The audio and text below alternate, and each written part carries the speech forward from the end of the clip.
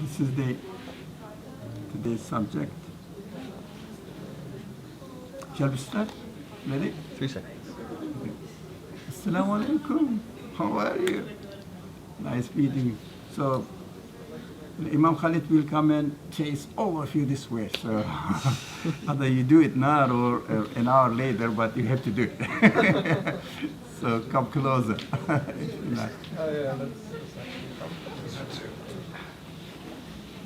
Yeah. Ready? أعوذ بالله من الشيطان الرجيم بسم الله الرحمن الرحيم ربنا هب لنا من أزواجنا وذرياتنا قرة أعين واجعلنا للمتقين إماما لا حول ولا قوة إلا بالله العلي العظيم وصل اللهم على محمد وعلى آله وأصحابه وأتباعه أجمعين والحمد لله رب العالمين آمين.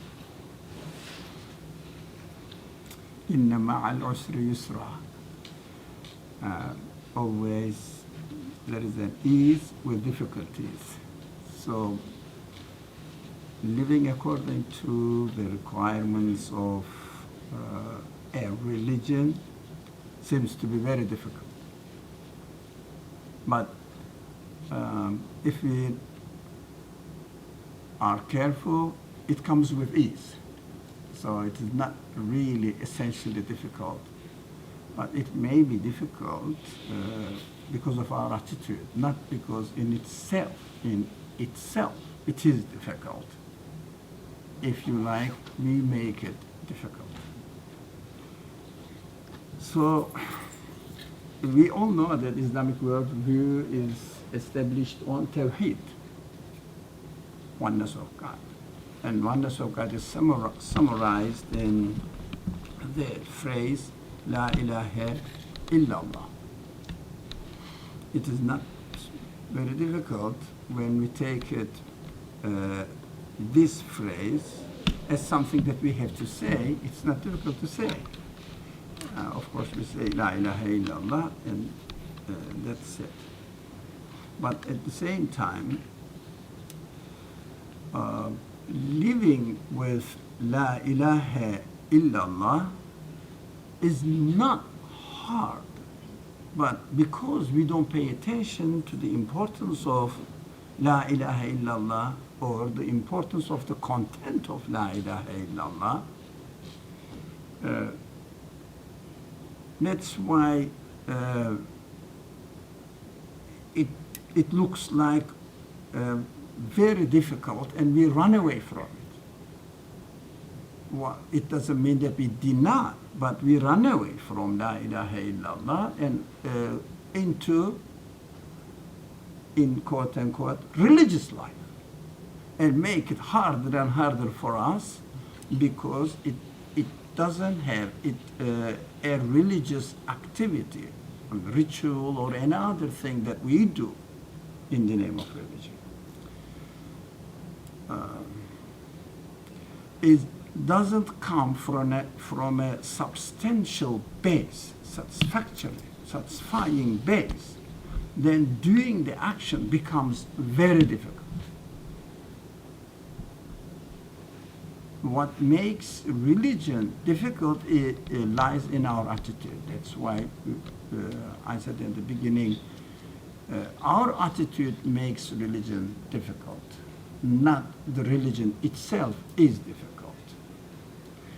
If you remember, some of you may remember, we mentioned a narration about the Prophet Muhammad ﷺ, peace be upon him, appointing an, if you like, leader, or if you like, a person who teaches Islam to a new community, however the language you use. He was sending delegates to the nearby tribes that they requested from the Prophet Muhammad ﷺ to teach them this new religion. So the famous event recorded in the Hadith collections narrates that Mu'adh bin Jabal, I think, if I'm not mistaken, was appointed or was about to be appointed to a tribe, and the Prophet, if you like, cross-examined with him and asked him, what are you going to do? How are you going to decide or make a decision if they ask you about something or if there is a dispute? And he said he would do it according to the Quran. So the narration says that the Prophet asked further, if you cannot find it in the Quran, what would you do? That's very famous. Most of you must have heard of it. But be careful that you cannot find everything in the Quran. Because the Prophet said, if you cannot find it in the Quran, what would you do? What does it mean? If you cannot find everything in the Quran, it means something is missing in the Quran. From one aspect, if your understanding is just the outline of the rituals or certain practical affairs or issues of life, yes, you cannot find it. But essentially, you can find everything. Actually, you can find everything in La ilaha illallah. In reality. I would say, personal, that's my personal impression. If there was no revelation but La ilaha illallah, welcome, that's enough. That's enough. It solves all the problems. Why? Because it depends on what you understand from La ilaha illallah. If you reduce it to one of the 5 pillars of Islam, one is saying La ilaha illallah, it means declaring Shahada, it means nothing, it doesn't really encompass all the fields of Islam. But if you understand that everything gains its meaning only through La ilaha illallah, only through La ilaha illallah, then really it means the first and foremost important of the pillars of Islam is Shahada, La ilaha illallah, Muhammad Rasulullah. But our topic is La ilaha illallah. It means the rest of the teachings of Islam is based on La ilaha illallah. So in practical terms, we will add in bracket to the hadith. If you cannot find a practical answer to a question or to an issue, what would you do? He said he would do it as he saw or experienced from the Prophet's sunnah. It was Prophet's way of teaching or dealing with the community's needs, questions. And he said further, if you cannot find there in my practice, and he said he would judge according to his own ijtihad, but in English, a verdict or jurisprudence, it means his own wisdom. It means, again, that there's another problem here. And the problem means, what do we mean by judging according to one's own wisdom? But of course, the one who is going to judge according to his own wisdom is Mu'adh bin Jabal, who has been trained and educated next to the Prophet, and he has changed all of his framework of his mind, his understanding, according to the teachings of the Quran and the practice of the Prophet. Not any regular mind, if you like, or anybody's mind. It means the mind of a person who looks for an answer in the revelation of the Quran, and if he cannot find it there, he will look for the practices of the Prophet, and if still cannot find it there, and he will use his previous understanding of the Quran and teachings according to the framework of this teaching. He will use his if you like, in quote unquote, enlightened mind to solve the problem, not independent of the source, revelation. A mind which is based on the revelation. So if someone understands La ilaha illallah, he will understand the basic teachings of the revelation and the basic meaning of the existence of this world and the meaning of life and meaning of the life of society. So within this framework, he will try to understand the particular cases. So without, you cannot say, Quran is here. I looked through an answer, for example, can you use a computer? Well, there is no word computer even in the Quran, so forget about it, there is no answer. So go to the Prophet teachings, the Hadith collections. Can I use computer? It is bid'ah or not? Yeah, I'm going to learn it. So that's a question. So it's an issue. So I looked through the Hadith and left it behind because there is no answer there. And then I have to judge by myself. That attitude is the killing attitude. That attitude is the source of the, if you like, all disputes going on in the world, in the Muslim world especially.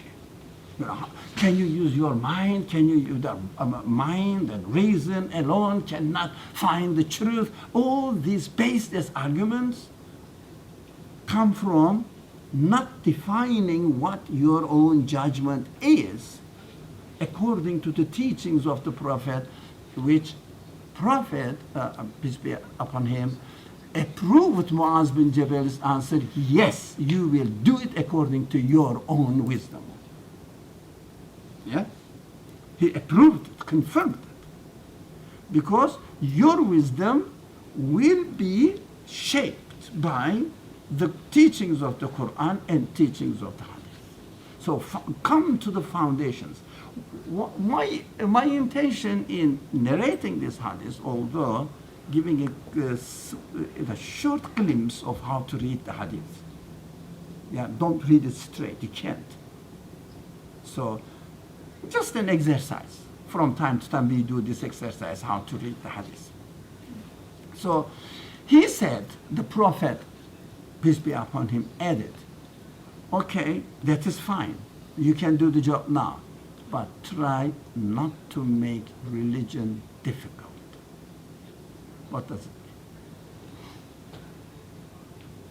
What does it mean? Make it easy. There are verses, many, inna ma'al usri yusra, etc. There are other, Allah wants you the easiness, not difficulties. So what does it mean not to make religion difficult? Anybody else? No, yeah, but if there's more than one possible answer, take the easier of them. okay, there is no more than one possible answer to my question. There is one possible answer, La ilaha illallah. That's a shortcut answer, because there is no more than one possible answer. Depends on the degrees. You know, so every degree has a corresponding state of the person. This degree speaks to this man, this degree speaks to this man, so it is more complicated than that. You know, there is a narration saying that you can say Maghrib prayer 2 rakat, and there is another narration saying that 3 rakat, so take it easy one, not 2 rakat. That's not that mean. So that's what I expect, this kind of answers. And I also draw the attention, draw your attention that you cannot solve any problem like this. So we have to change our framework of thinking framework. You wanted to say something. So that's good to say, but at the same time the answer is that's not the way to solve the problem. I got reminded of, I think a few verses, I can't remember them completely offhand, but it was like the children of Israel when Musa alayhi salam came to them and told them to sacrifice like a calf. The children of Israel said, "Oh, you know, what color is it going to be?" And then he said, "Oh, it's going to be this color." And they said, "Okay, how old is it going to be?" Okay, we know the You know, story. so- Cut it short. Yeah. It makes me think that if these, children of Israel, and us as well, if we didn't delve into trifles, we could have just had like a simple, easy way of going about things. With all this incessant questioning into things that really don't matter, makes things difficult for us. Okay. One answer. Any more? Not one answer. But any more? Ladies? And people think that in Muslim community the women don't think, so don't let them prove themselves, please. We know that you do think. So please speak up. Say, yes. Accepting a lesser evil to prevent a greater evil. Somebody. Accepting a lesser evil to prevent So accepting accepting a lesser evil lesser evil to prevent a greater evil. to prevent a greater evil. Make religion easy. Make a religion easy. Yeah, one way. But I'm still looking for the answer I have in my mind. Can you read my mind? Okay. To me personally, it means not having a negative attitude towards religion and viewing it as a burden in your life and something that's maybe hindering you from living a regular life. So speak up, so it will be recorded. So say your sentence killer. It was good, very good. All of them are good, but of course we have to argue. Yeah. So I was saying, in my opinion, what it means to me to not view religion as being difficult means keeping a positive attitude towards it and not viewing it as something that's a burden or something that's preventing me from living a more fun life or a more normal life, so to speak.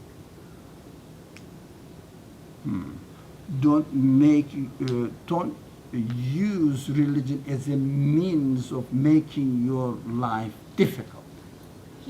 Keep a positive attitude. Yeah, it's so that if we keep the positive attitude, then the religion will not be an obstacle for our normal life. It'll help you grow. And help you grow. Good. Can I ask a question? So carry on the dialogue. If you don't like to answer, don't take it personally. The question is to everybody. How can you have a positive attitude? What is the positive attitude? So to use an example, Yeah. for instance, fasting during Ramadan, someone can see it as, a very burdensome and tough thing to do, denying yourself food and water the entire day for so many hours. Or someone can see it as a chance to strengthen their relationship with God and, and strengthen their heart and their soul. So Meaning it depends on your perspective. depends on your perspective.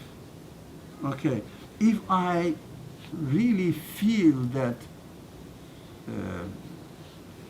denying myself of eating, drinking, especially these long days, summer days during Ramadan, is really hard. I get that, I feel that I have a sense that your answer is really touches the heart of the matter. Having a positive attitude, I really like that expression. But how can I build a positive attitude? Sorry? Well, yeah, iman means well, I don't understand Arabic word now. Yeah. So, yeah, belief, faith, okay, doesn't matter, we understand. Belief, Value or the reward of your actions? so reward of the actions? No. The meaning of the actions and the reward. I don't like bargaining with God. So forget about that, accountant side of religion. So come there. It's a good point. Having positive attitude means establishing your belief first firmly. For example, you are tired now, tired, and you don't want to move. It's towards the end of the day, and you have not drunk water, and dehydration is very high. We all know that, and towards the end of the day, you don't want to move at all. Just sit like this, and God forbid, there is a serious fire broke out there. What do you do? Still carry on sleeping? Still? What do you do? If there was a fire, Yes, a serious one coming to you. you'd run The away. flame is coming to you. So You'd run away. run away, you will just jump. You don't just sit down. Because I am using that sister's term, belief, and if you like welding this word to your expression, having a positive attitude, and making the word for positive attitude much clearer, what it means really, if you really believe that you have to jump, you can. And it is not a burden on you. Is it? Is it?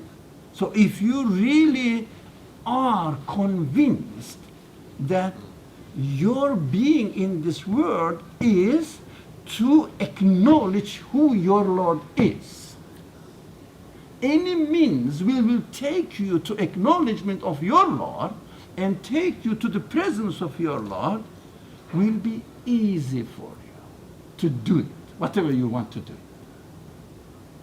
So, for example, if I am here, sitting here, if I tell you, sisters, brothers, sisters, yeah, now everybody should stand up and jump 1,000 times until iftar time. This man is really a terrible, horrible man. He's an old guy. Otherwise, I would never listen to him. So let's, try to do it and until he looks at me. When he looks this time, you will stop it. When I look at you, we'll start jumping. So it is a reluctant action. If you really believe that it is essential for you, otherwise you will die. How do you do it? It means foundations that make religion easy means make people be or feel confident in what they are expected to do. For example, I have no idea. Somebody comes with a sword in his hand and says, "Believe that Muhammad is the prophet of God. Otherwise, what shall I do?" I said, "Yes, he is the prophet of God. Curse upon him." Yeah, instead of peace upon him. Yeah? Because it's so difficult to say, because there is no reason, I'm not convinced. So if I am convinced, religion is easy. If you are absolutely convinced that 2 plus 2 makes 4, if someone asks you, what does 2 plus 2 make 4? You easily say, 2 plus 2 makes, you easily say 4. It's not difficult for you because you are convinced. You are sure of it. So making religion means convincing the person, yourself, or the one whom you are speaking to,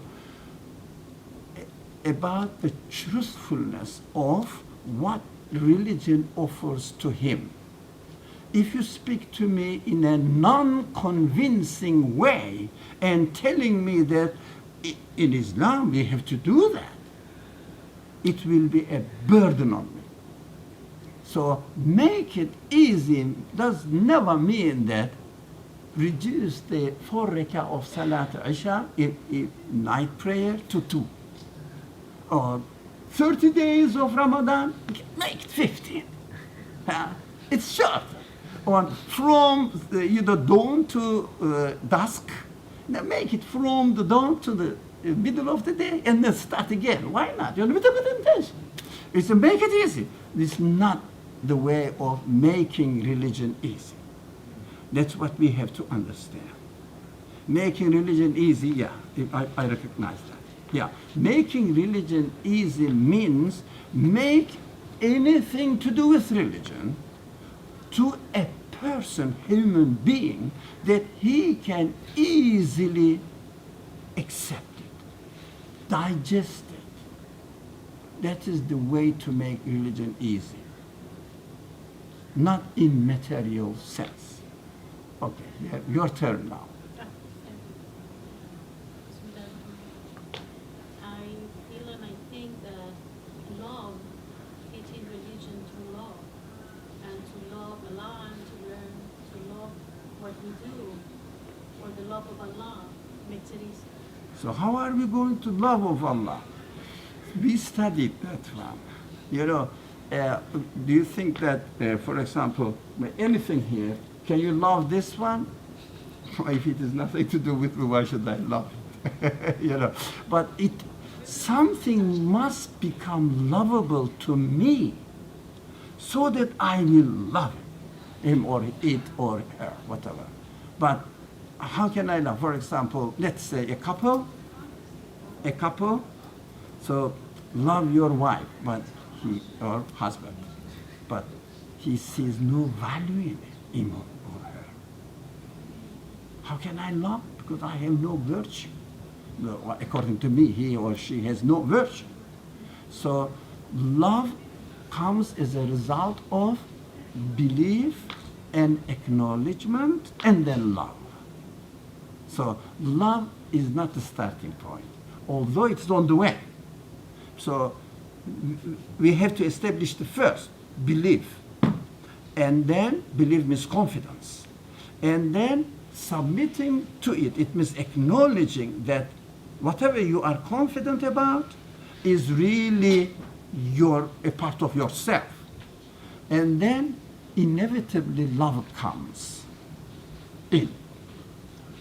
Love comes in this stage. Okay? That's why it's a good word everybody uses mostly. Then the love is that's our religion, God is love, etc.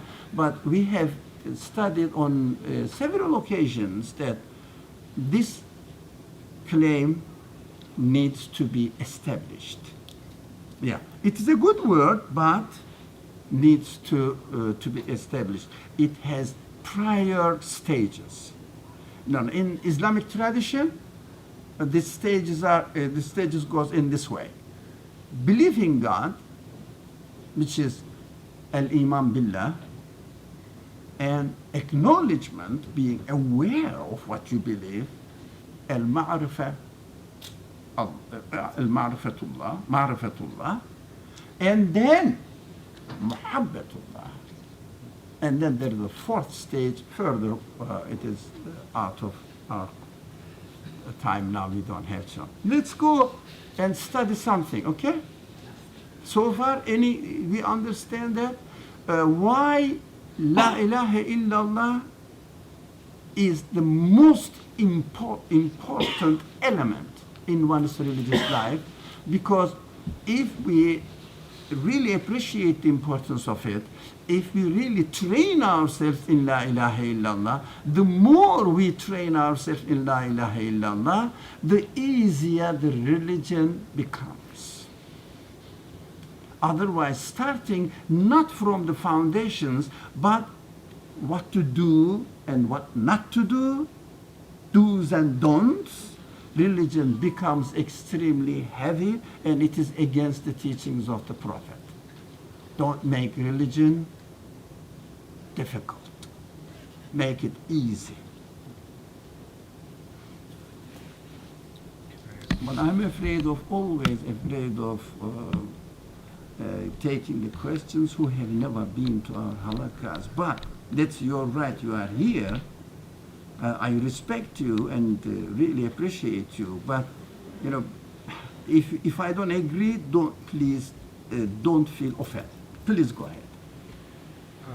So I understand this point of view, but for someone that doesn't have a religious point of view, could easily see the opposite. For example, I don't see what's wrong if I eat something that has some alcohol in it, and you're making it. So you don't see. He would say that you're making it hard on yourself because you don't eat anything that's that has alcohol in it. Yeah. But I don't see a problem with it, So let him I'm do it. making it easy, Okay. easy on myself, Of but course. you're making it difficult. You know, in fiqh, there is a rule. There is a rule. If someone doesn't believe, is not responsible for religious duties. Yeah. So if someone doesn't believe, and let's say it's or drinks alcohol, he's not responsible. He has lost from the foundation. So we cannot force him to not to drink because he doesn't believe. That proves that really, really belief is the foundation of everything. So if someone doesn't believe, can you ask him to pray? Doesn't believe in God. We are talking in black and white terms. That's a good point. Doesn't believe in God, then ask him to pray. You have to pray 5 times a day. Just why? Because you have to thank God. What? God? Come on, you must be joking. Yeah, doesn't make sense. So according to Islamic teaching, if someone doesn't believe in God, for example, in the Muslim community, under the Islamic administration, there may be some non-Muslims, even mushrikun, or Jews. Does anybody have any right to impose the practical side of Islam to them, even the belief side of Islam to them? No, they can't, because they are not responsible for it. According to Islam, they are not responsible for it. According to Islam, what they are responsible for? To understand the foundations of Islam, what Islam is. La ilaha illallah, from starting point. This little one. Okay, Bismillah ar-Rahman ar-Rahim. Who's going to read this verse? Come on. Anybody who knows how to read Arabic? Okay. Since, yeah, I like this, initiations, you know, stuff. But, إن الله لا يغفر أن يشرك به ويغفر ما دون ذلك لمن يشاء ومن يشرك بالله فقد افترى إثما عظيما. okay. Thank you. صدق الله العظيم. Arabic, it's English? And you can do. Come on, you can read English. I believe all of you can. Anybody? No? No one? Can you not read it? No? Okay.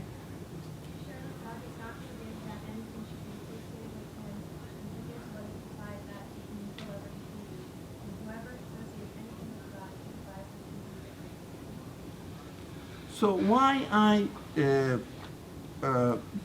brought this verse to your attention, it means if you don't associate anything else with God, forget about the rest.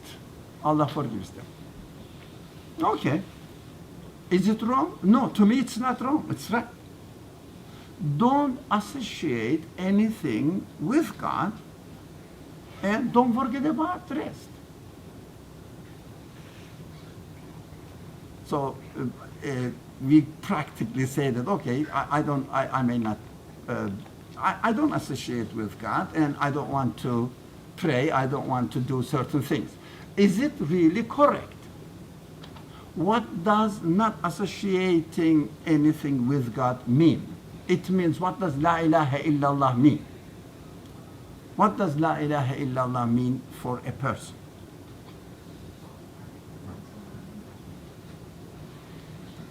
La ilaha, there is no deity but God. Okay, what does it mean really?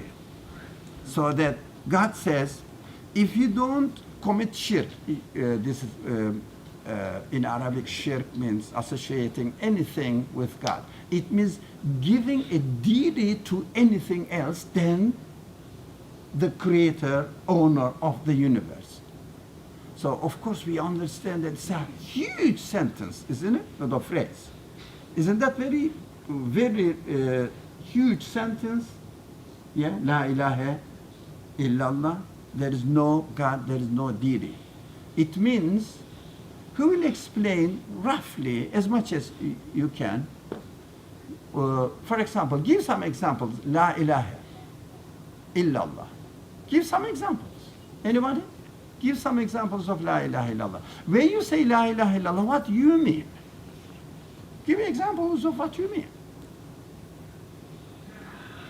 There is no deity. Where is it? In the basement or where? In the roof? There is no deity? Or on top of the moon? There is no deity. What does it mean? In our hearts. Sorry. In our hearts. Yeah. There's no deity but Allah. In your heart. What does it mean? In your heart. But I can't see it. So I know you mean not physical heart, but what do you mean by there is in my heart there is no God? I only adore Allah. And I So there is no other, not other God. There is no God. Tell us, please speak up. put my trust in Allah only. So, what, for example, what else can you do if you don't put your trust in God? What do we mean by God? I could put my trust in another person, in money, in my car, in my status, in my position. Ah. Mhm. Well, how about, are you going to stay here for iftar? Inshallah. Inshallah. Are you going to eat? Inshallah. Why do you eat? But put your trust in God. Why do you put your trust in food? Then you eat food, then the food is going to satisfy you.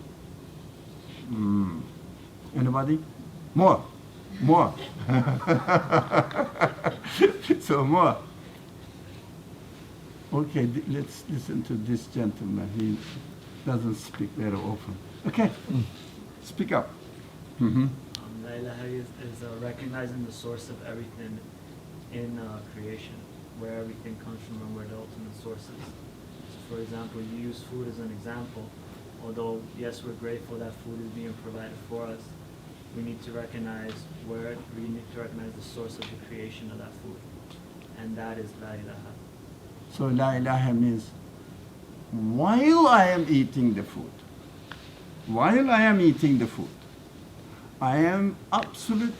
I should be absolutely aware that food has no independent authority over anything. It is just going to act in my body as a result of the command of its creator. It doesn't have an independent quality, independent authority. La ilaha. Okay? Would you like to give any more example? Somebody share? We say we believe in La ilaha illallah. Islam is the religion of Tawheed, oneness of God. So we are proud of it. And the Quran says, if you do not associate any partner with God, you are done. So, La ilaha illallah is the only way not to associate any partner with God. So that is our foundation of everything in Islam. So we have to have some things, when I say La ilaha illallah, I should really have something in my mind or in my understanding. No one else today, ladies fail. Okay. It means that my intentions are always for Allah. Like I'm always, whenever I do anything, I remember that this is for Allah. Why? How can you remember that this is for Allah? Now, I am doing something, okay, here are my glasses here, I am taking the glasses from here and putting there. What are you doing? My intention is for Allah. I'm being sarcastic, but in order to make the difference clear. Your intention is for Allah. Like if I pray, it's not for. No, do you pray? Or something? How it's about because- while I am sitting? Or do you sit with the intention for Allah? Can you sit? You could. Huh? why not? Yeah, that's good. I mean, my intention is, for example, I'm sitting in this halaqah to learn. No. Your sitting action Just- itself. To rest so that I can do something that. So will how please about Allah. the resting action itself? Resting. Yes. How do you regard the resting? What is that? It's also Because you will be able to do something else because you rested, or you will be able to do something else. The resting, not because you rested, resting is an action and it's created. Are you aware that resting, the action of resting itself, is being created by the creator of the universe?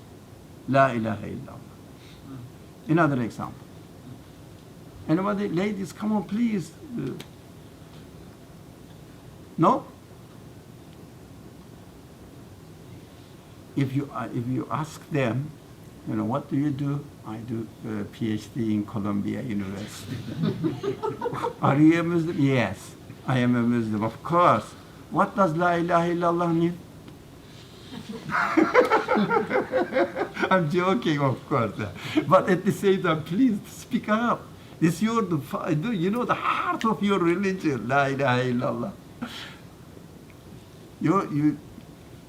What do you mean when you say La ilaha illallah? Would you like to say something? Anybody? Somebody who has not spoken? No? What? Yeah. MashaAllah, there's a brave. So, the example I have in mind is taking a pill. Usually when we take a pill, we attribute the shifa we have to that pill. But if we truly believe in Allah, we should attribute that shifa, the relief we got from Shifa, are you saying? Shifa in health, healing, or healing, yeah. okay, healing, health is So we should attribute that healing to Allah, not the pill itself. The healing was created by Allah. We should speak up. So we should acknowledge that the healing was created by Allah, but not by the pill we take or I don't know, the other kind of things we do, but just by Allah. So, knowing that healing is directly created by the creator of you, creator of the illness, the creator of the medicine or tablet, whatever you take, or do some exercise, everything. Becoming aware of this. So you can easily say, I am taking the medicine, but medicine has no independent effect on me. It is the way the whole universe has been created. Right? Yeah. That awareness is a good example. That awareness is La ilaha illallah. Now, come to ourselves now. What makes us human beings are many human qualities, okay, reasoning, feeling, emotions, etc., but also free will. Yeah, free will. What does it mean? We choose. We choose between at least two options. Right? Okay. While I am making the decision of choice, choosing, what do? What do? I follow what? I follow, for example, I want this machine, not that one. So I follow what? My choice, my preference. Are we with that? Are you with me? I follow my preference. Yes? According to my choice, according to my taste, I am choosing, I am deciding. So, can we expand the meaning of La ilaha to ourselves as well? Not only the food, not only the healing, what else we use, not only the sitting itself, and are not gods, not the source of effect, but I am not the source of effect as well. Do you agree? Which is more difficult, to acknowledge that God created the mountains, or if I do something, God created that action, not me. Which one is more difficult to say, to be aware? Which one is more difficult? Second one is difficult. I am choosing according to my preference, my choice, or acknowledging that I am a created being. All the emotions that I have are given to me. So they don't belong to me. I am not God. It means my feelings do not have independent existence. Right? My feelings do not have independent existence. They are direct act of creation of the creator of this world. Right? So the most important part of La ilaha is related to myself. Am I able to acknowledge that I am not the source of existence of anything? I am created. Anything I do is nothing but the act of God, created by God. So I have the choice. Making a decision between two things according to my wishes or according to the one who gave me all these senses and according to his will, if you like, his wish. Can you do that? That means La ilaha illallah. Otherwise, difficult. Yeah? Otherwise, although it is included, starting from the cosmos is created by God, by nothing else.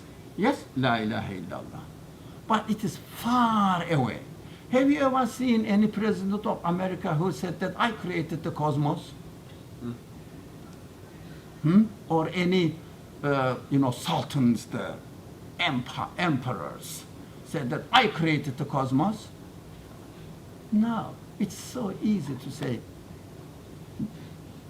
God created the cosmos. Okay, let's go further. Calm down. How about this world? Who created this world? It's not a human being that created this world. Huh? How about this building? The architect? Huh? Look, somebody is coming in. How about you did a good action today? Huh? Helped a person. I don't know whether you did or not. I didn't.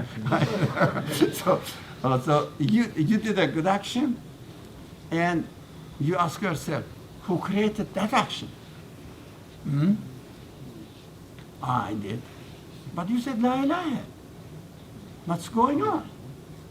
Are there two creators, one God and one you?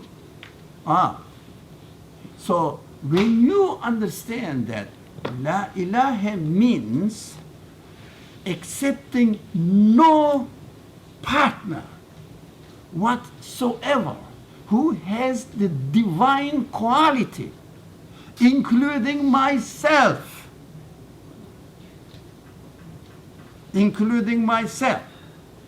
So don't worry about the rest of your life. Why? Because God says, if you don't associate any partner with me, I can forgive the rest. Here it is. I didn't make up the verse here, Nisa, chapter Nisa, and verse 48. Yeah, 48. Here it is. If you like, read it again. Can you read somebody loudly? Slowly. Yeah, please. Surely God does not forgive that anything should be associated with him, and forgives what is besides that to whomsoever he pleases. And whoever associates anything with God, he devises indeed a great sin. It means the gravest, is it right? word? Gravest. Gravest. Gravest. The gravest sin is associating something with God. It means when it comes to the very center of the matter, heart of the matter, when it comes, don't associate yourself with God, with any quality of deity. You are not the one who is going to make decision according to your own choice. Right? We have to pay attention to this. If you do that, don't worry about the rest. Is it correct? Yes? So, I mean, I don't know if this is asked before, but then the question is, what about the choice of believing in God or not? Sorry? What about the choice of believing in God Yes. or not? Okay. And Okay. because where does the Okay. responsibility of the human start? with? Okay. If someone says, I don't believe in God, let him say so. If he can say it, are you going to force them? No, but they say, okay, I don't believe in God. I'm not satisfied about it. Okay. You say, that's your choice. If you like, I can speak to you. If you want to listen to me, that's something else. But you cannot make a person forcefully that if you don't believe in God, you will go to hell. You say, I don't believe in God, I'm sorry. No, it is not the way of, you can choose if you can. Can you choose? Ask yourself. Can you choose that the universe happened by itself? Can you choose this option? Can you say, can you be satisfied with the idea that the things are happening in the world randomly? Can you do that? Do it. I can't. I'm sure you can't either. No, but people do make that choice. Okay, let them do. No, but I'm just making the point, is that really their choice or God's making it? Yeah. No. That's their choice. And they are free to choose. While they are choosing, when they're making the choice, they don't say La ilaha illallah. Do you understand? That is what we have to be careful. When I make a choice, I shouldn't say La ilaha illallah. I should say La ilaha illallah. It means I cannot decide according to my own taste, but I have to acknowledge the taste in me is given to me by the one who creates this world. That is living according to Tawhid. Do you understand now? So that's why if someone, for example, we are human beings, we are weak creatures, right? And we forget, we neglect, and make a choice as if I am an independent being in this world, right? I am an independent being in this world. I can do anything I want. 5 minutes later, I said, no, you really are. I cannot really declare my independence because I am made. I have to accept. But 5 minutes ago, you did this. It was wrong. I am sorry. I made a mistake. God says, okay, you are forgiven. You are forgiven because you didn't commit shirk. You acknowledged the reality. Right? We are human beings. But if someone says, I will say La ilaha illallah and do anything, but he knows what he's doing, he's cheating himself. If someone wants to cheat himself, let him cheat. So there are some examples in the hadith. This is the hadith. If anybody wants to check the authenticity of it or the source of it, here it is. And the meaning, why?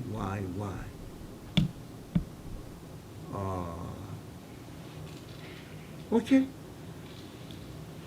Who's going to read the English, but clearly? Please. Very clear, and we don't have much time. We established the foundation, now we will read several examples from the life of the Prophet Muhammad ﷺ. This gentleman sits comfortably. Can you read it? Yeah. So, but articulate it. Yeah? Narrated Zayd bin Khalid al-Juhani, the Prophet led us in the Fajr prayer at the Hudaybiyah after a rainy night. On completion of the prayer, he faced the people and said, "Do you know what your Lord has said or revealed?" The people replied, "Allah and His Apostle know better." He said, "Allah has said, in this morning some of my servants remained as true believers, and some became non-believers. Whoever said that the rain was due to the blessings and the mercy of Allah had belief in me, and he disbelieves in the stars. And whoever said that it rained because of a particular star had no belief in me, but believes in that star." Thank you.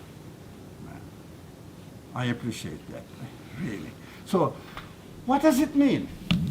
The Prophet is praying, he is the Imam. Be very careful. That is another way of training how to read the Hadith. And he turns back to the people who prayed with him. They prayed. Yeah, they are companions. Yeah, no one can reach their level. Right? Okay. Some of you became kafir. How harsh man he is, huh? The Prophet is. Accusing the people just prayed behind him, saying that you are unbelievers. Do you understand? And then says, why? Some of you remained believers, but some of you became non-believers. Then, excuse me, I would say, no, I believe, that's why I am here to pray with you. Right? But the point is not accusing the people, making a judgment. The point is teaching the delicate point. Last night it rained, okay, it rains occasionally there too. If you say that the rain drops came as a result of God's command, that is Iman. If you attribute this action anything else than God, that is unbelief. It means you say, there's no, even you say La ilaha illallah, because in the prayer you said La ilaha illallah, Allahu Akbar, La ilaha illallah, but you are still letting some elements of any understanding which contradicts La ilaha illallah, letting these elements creep into your La ilaha illallah. That is what we have to be very careful. Small matters. Because it happened something like this, that is why it rained. Just a minute. Everything is arranged by God. You have to attribute everything to its creator. The clouds came, atmosphere changed, the pressure, air pressure in the atmosphere caused the wind. Everything is under the scrutiny of God's will. No, can you say that one molecule of air can exist by itself? Can you say that heat can exist by itself? Can you? So that is what we have to be careful. If you really establish your belief system, that consciously, don't worry about your life, because you cannot do anything wrong. Everything is directly coming from your Lord. Can you do anything wrong? Can you steal? Yeah? Can you say, no, I don't like that, I will do as I like? Can you? Is it possible? Is it possible? Establish La ilaha illallah. That's what the Prophet is teaching there. Yes. So Ali, how do we train ourselves to constantly be in a state where we're thinking La ilaha illallah? Just talking about La ilaha illallah, and, teaching La ilaha illallah, learning La ilaha illallah, making religion easy by establishing the firm foundations of La ilaha illallah. If someone or somebody starts learning the surface of religion but living the basis of religion, off the track. Be aware of it, and don't miss Wednesday halakas. That's what we do here. We do nothing but really establishing the understand or the content of La ilaha illallah in every details of our life, because everything comes from there. Everything has its root there, La ilaha illallah. That's what the verse said, that's what this hadith says. Although you pray there, you may still miss some point. So training is needed, yes. How do we do that? By training ourselves. For example, if someone says, I want to become a doctor, okay, become a doctor then. Well, what shall I do? Go and take the course in medicine and then go to the medical school. Isn't that right? So you cannot become a doctor because I want to become a doctor. You have to take the course. So we have to have an attitude towards the religious sources and be a little bit selective. Now, this man or this book or this source is talking about religion.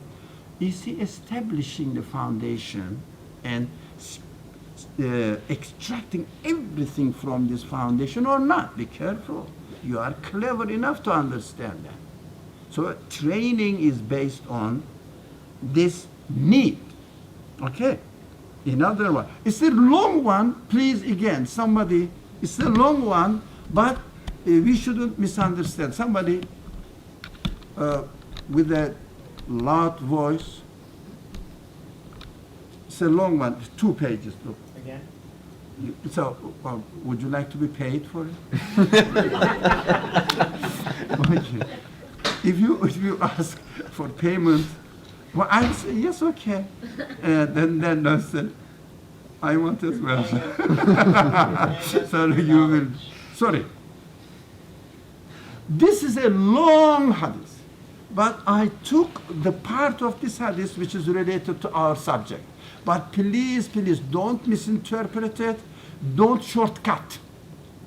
Understand what we are trying to do here. Okay. Narrated Abu Dhar.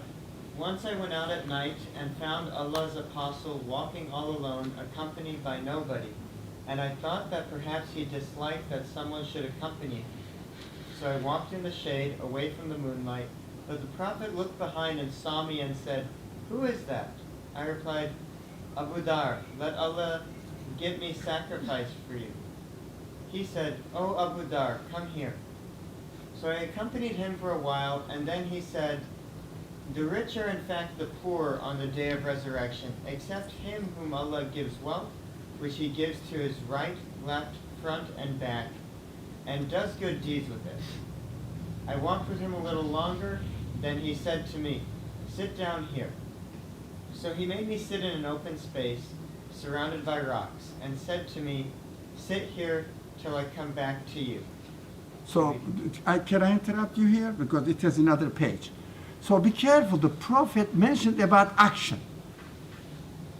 It means the rich really, it is difficult to go to paradise.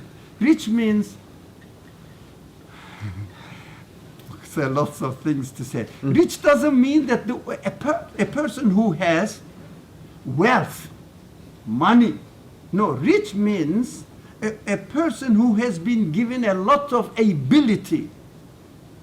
But wealth, property as well, but It's not important because we don't understand richness in, for example, a person who can really make a good sense of things, reasoning, a person who is rich in his emotions.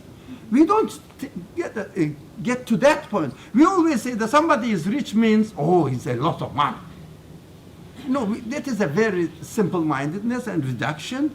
So we have to give. If someone has been endowed with good qualities, what is expected from this person? Give it to the front, to the front, to the back, to the right, to the left. It means scatter it everywhere. It means use it. Why? Because it's not yours. Don't own it. Don't appropriate it to yourself. Everything. Maybe your power, maybe your ability to say something, to explain something, to teach something, whatever. If you keep it for yourself, it is difficult to go to paradise. Why? Because you imprisoned God's gift in you. God gave you $1 million and you didn't let anybody take $1 out of it. It means God gave you this quality and you didn't really use it and distribute it to this God's people. So it means you appropriated it to yourself. It means you made a choice according to your own taste. You didn't acknowledge God there. Right? So rich. So mentioning about this kind of things, what will happen now? Carry on. Sit here till I come back to you. Okay. He went towards Al-Hara until I could not see him, and he stayed away for a long period. And then I heard him saying while he was coming, even if he had committed theft, and even if he had committed illegal sexual intercourse, when he came I could not remain patient and asked him, O Allah's Prophet, let Allah give me sacrifice for you. Whom were you speaking to by the side of Al-Hara? I did not hear anybody responding to your talk. He said, it was Gabriel who appeared to me beside Al-Hara and said, give me good news, give the good news to your followers that whoever dies without having worshipped anything besides Allah that is will shirk. enter. That is shirk, you know. Whoever, let me see, let me read from here. Give the good news to your followers that whoever dies without having worshipped anything besides Allah, it means whoever have not committed shirk. Okay? Worshipped anything besides Allah will enter paradise. Okay, paradise is guaranteed. Don't worship anything besides God, paradise is guaranteed. Yeah. I said, O Gabriel, even if he has committed theft or committed illegal sexual intercourse? He said, yes. I said, even if he has committed theft or committed illegal sexual intercourse? He said, yes. I said, even if he has committed theft or committed illegal sexual intercourse? He said, yes. Okay. This is, excuse me.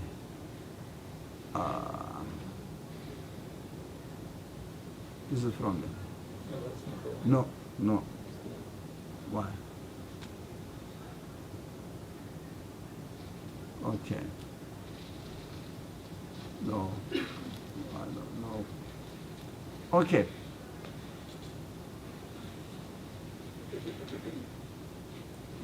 Why am missing?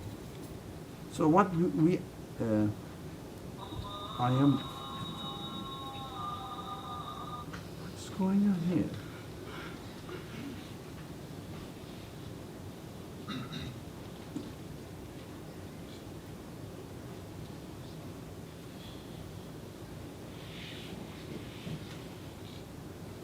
What am I doing here? What I'm confused.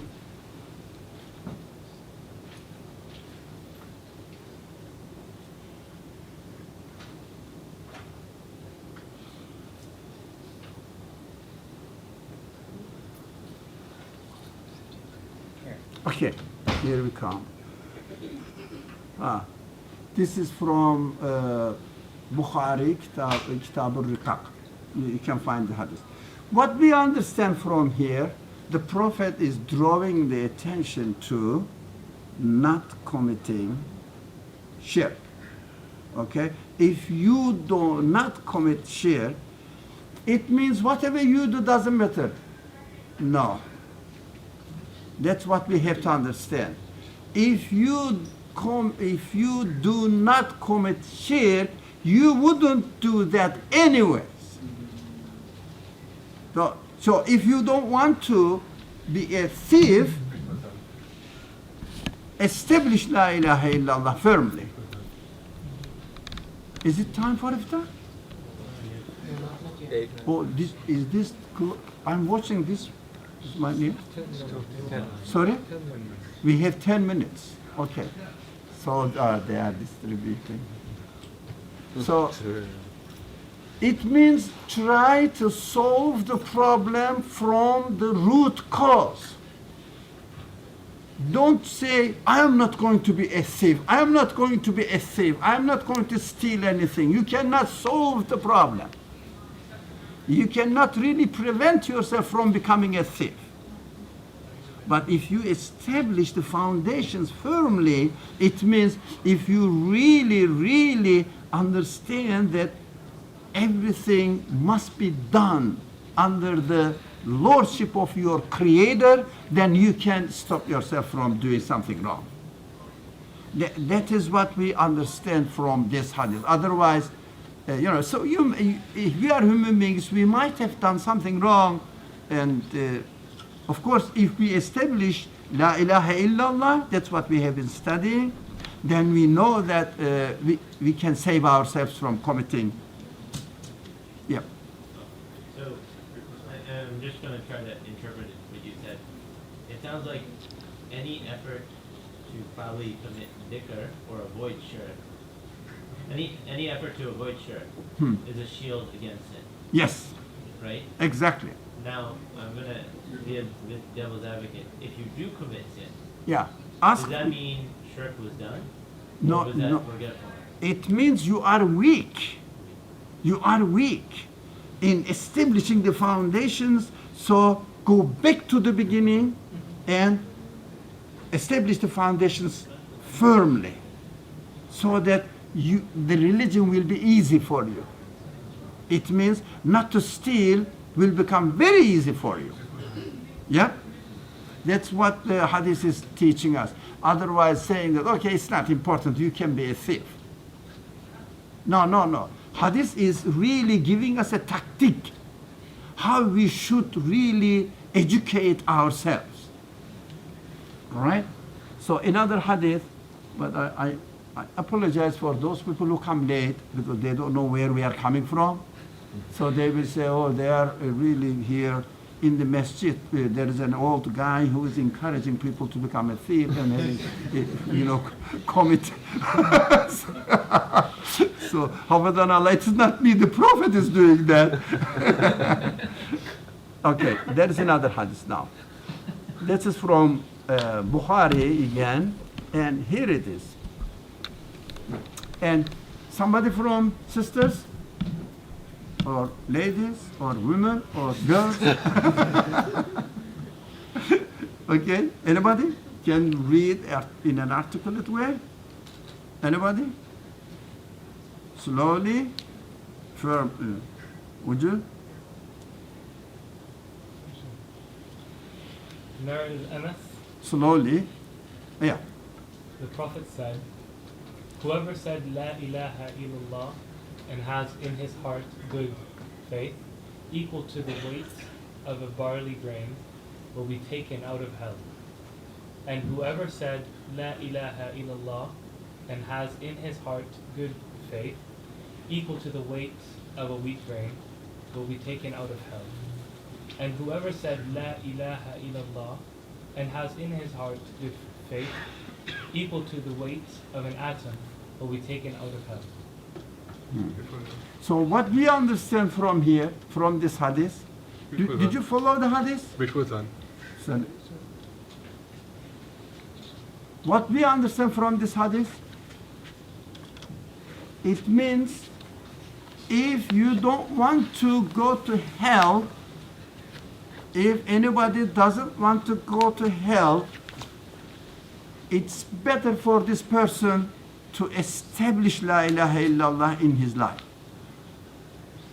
Right? To establish La ilaha illallah in his life. Because the way of escaping from hell remains on La ilaha illallah. The rest of the actions derives from it. So without the foundations, you cannot really save yourself, secure yourself from the hell. It means La ilaha illallah, the hadith, the Prophet Muhammad ﷺ says, La ilaha illallah is the reason to be saved, to save yourself from the hell. Do you understand this from the hadith? Shall we read another hadith? We have a few minutes more. Okay. Somebody again? Not there? Not there? Okay. Please articulate where here. Narrated Abu Hurairah, Allah's Apostle ﷺ says, a man who never did any good deed said that if he died, his family should burn him and throw half the ashes of his burnt body in the earth, and the other half in the sea. For by Allah, if Allah should get hold of him, he would inflict such punishment on him as he would not inflict on anybody among the people. But Allah ordered the sea to collect what was in it of his ashes, and similarly ordered the earth to collect what was in it of his ashes. Then Allah said to the recreated man, why did you do so? The man replied,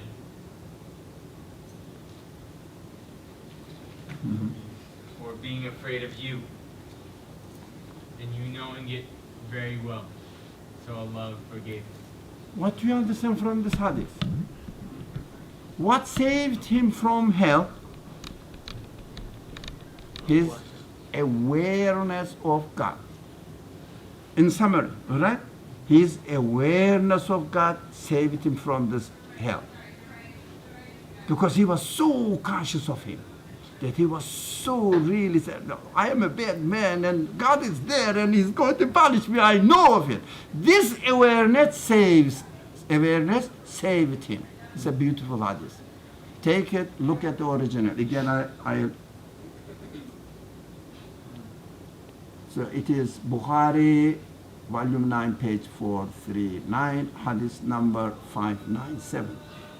Oh. Okay. Let's read this one and finish. Somebody? This is, sorry. Okay. Somebody, please, quickly. Don't be shy. Yeah. Okay. Somebody, okay. It was narrated that Abu Hurairah said, the messenger of Allah subhanahu wa ta'ala Yes, yes. said, faith has 70 odd branches, and the most virtuous of which is La ilaha illallah. There is none worthy of worship except Allah, and the least of which is removing something harmful from the road. And modesty, al-haya, is a branch of faith. So the most virtues of the 70 branches of faith is La ilaha illallah. That's what we learn from it. I think it is time now, isn't it? So thank you. What we understood from the beginning till now, inshallah, during this an hour and a half, that everything is based on La ilaha illallah. It is not only saying by tongue, establishing your life on the content of La ilaha illallah, especially never forgetting to include yourself within La ilaha. La ilaha. Thank you very much. Bismillah ar-Rahman ar-Rahim. Subhanaka la ilma lana illa ma 'allamtana. Innaka antal alimul hakim. Wa akhiru da'wahum alhamdulillahi rabbil alamin. Al-Fatiha.